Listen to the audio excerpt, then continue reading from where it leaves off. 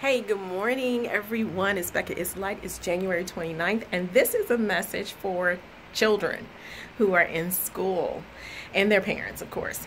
As you know, I'm an educator as well, and I am trying to make sure that we understand what school needs to be about.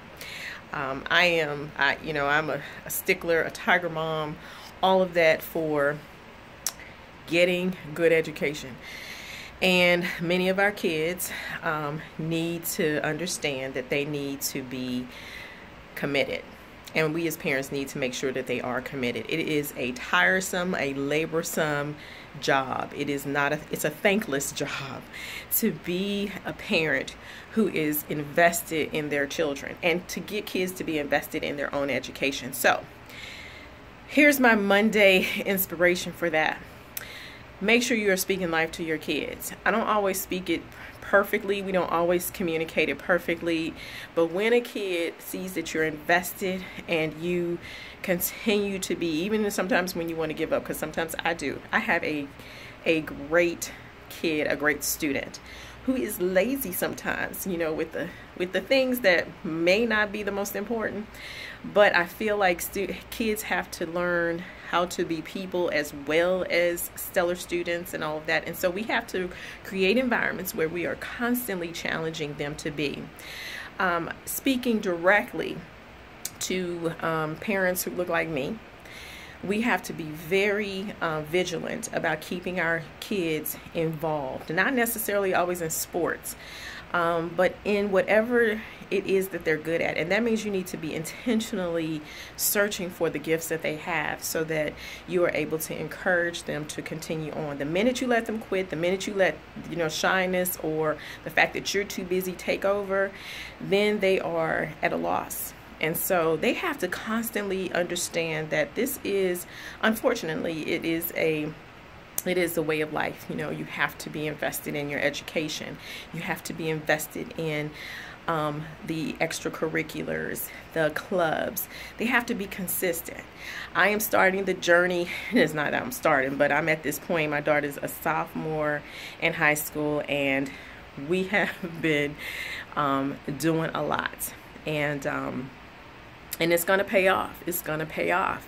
But the commitment, the effort has to be there. So my inspiration for kids is this. You walk through the door of school, whether it's elementary school, middle school, high school, you have to be invested. You have to pay attention. You have to understand that it's important that you use your voice.